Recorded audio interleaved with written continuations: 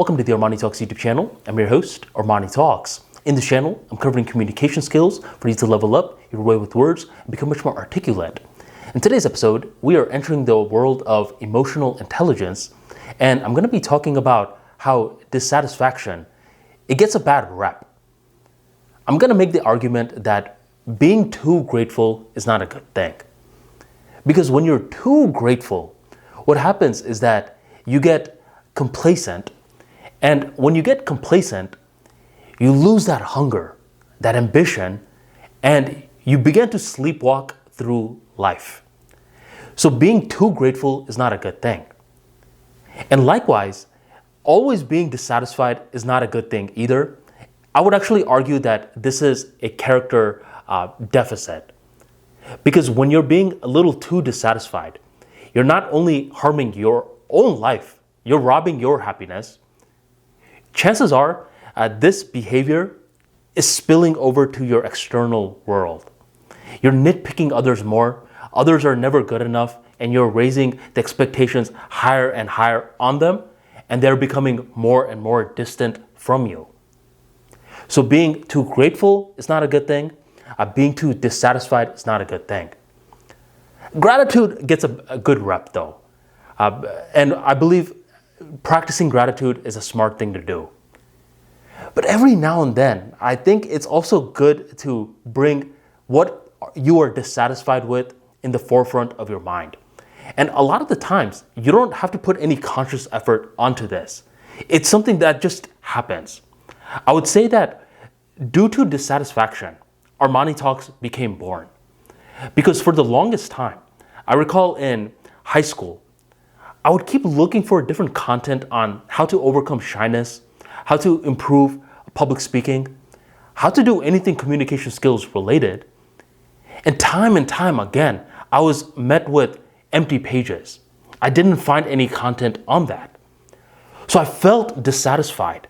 I felt a lot of energy within me. And for years, there was nothing I could do about it. Roughly around 2018, this is when WordPress became a thing, Twitter became a thing, YouTube became a thing, and now I had different vehicles for me to express myself, and I decided that this dissatisfied energy that my younger self felt of not having any content to rely on in order to improve communication skills, I was going to change that. I was going to write content for my younger self. And that's exactly what I did. I wrote blueprints on how to overcome shyness. I wrote guides on how to improve public speaking, how to become a better writer, and much more. And nowadays, I actually have a business that pays me money. I also get DMs from different individuals who routinely say, hey man, because of your content, I was actually able to overcome shyness. I didn't even know this was a thing. But when you told me that no baby is born shy, it just clicked for me.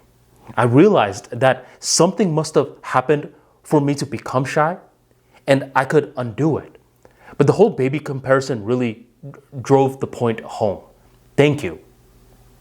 So I helped someone, and if you trace back the logic, it was born from dissatisfaction. If I was in 2018 and I'm like, well, everything's good, that I'm grateful, and nothing is wrong, then ArmaniTalks would not have been born. How many things are not being born in your life because you're a little too grateful?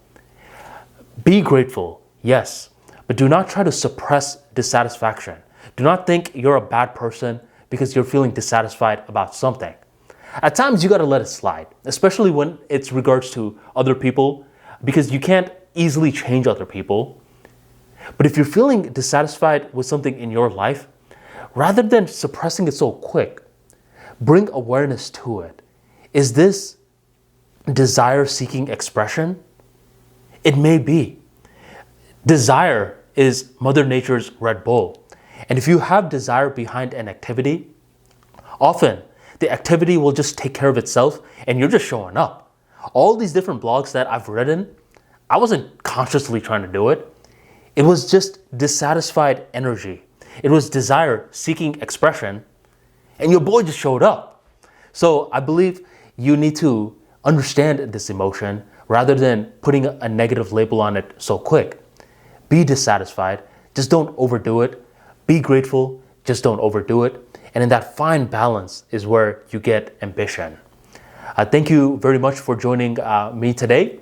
And if you want a more detailed look on how to unlock your inner ambition, be sure to check out this video right on here. And thank you very much for joining the ArmaniTalks YouTube channel.